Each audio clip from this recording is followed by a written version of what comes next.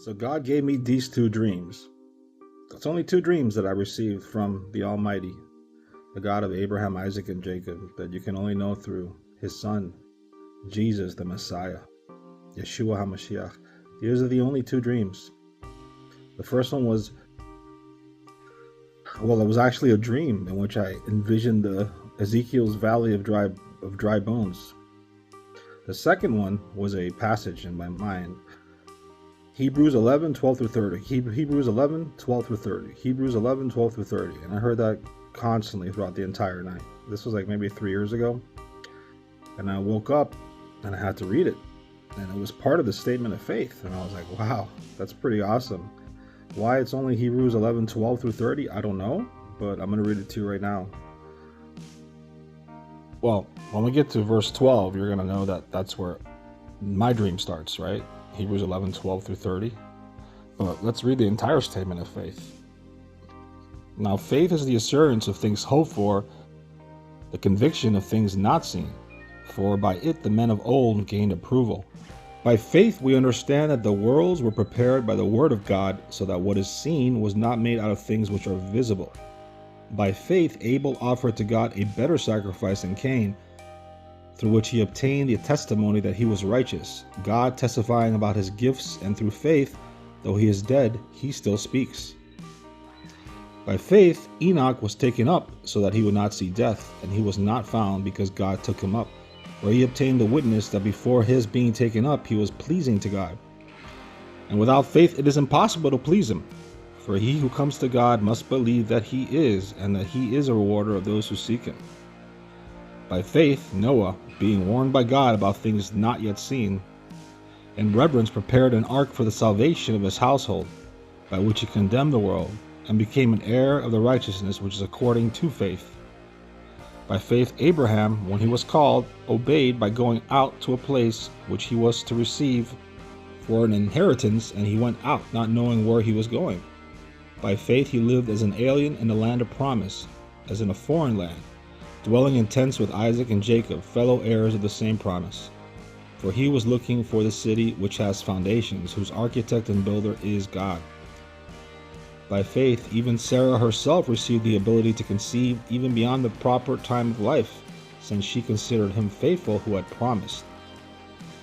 Therefore there was born even of one man, and him as good as dead at that, as many descendants as the stars of heaven in number, and innumerable as the sand which is by the seashore. All these died in faith, without receiving the promise, but having seen them, and having welcomed them from a distance, and having confessed that they were strangers and exiles on the earth. For those who say such things make it clear that they are seeking a country of their own.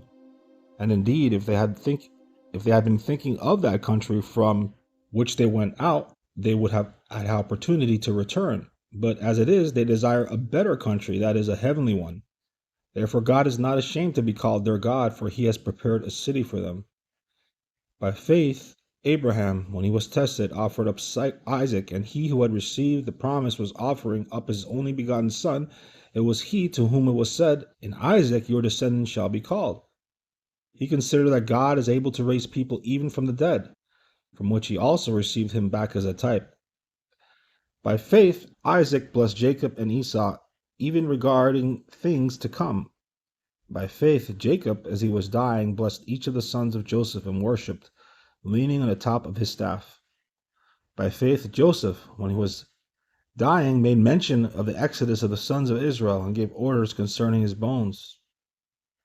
By faith Moses, when he was born, was hidden for 3 months by his parents, because they saw he was a beautiful child, and they were not afraid of the king's edict.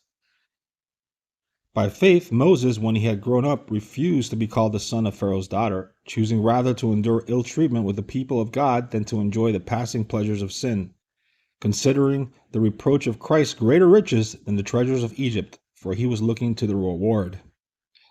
By faith he left Egypt, not fearing the wrath of the king, for he endured as seeing him who is unseen. By faith he kept the Passover and the sprinkling of the blood, so that he who destroyed the firstborn would not touch them. By faith they passed through the Red Sea as though they were passing through dry land, and the Egyptians, when they attempted it, were drowned. By faith, the walls of Jericho fell down after they had been encircled for 7 days. By faith, Rahab the harlot did not perish along with those who were disobedient after she had welcomed the spies in peace. What more shall I say?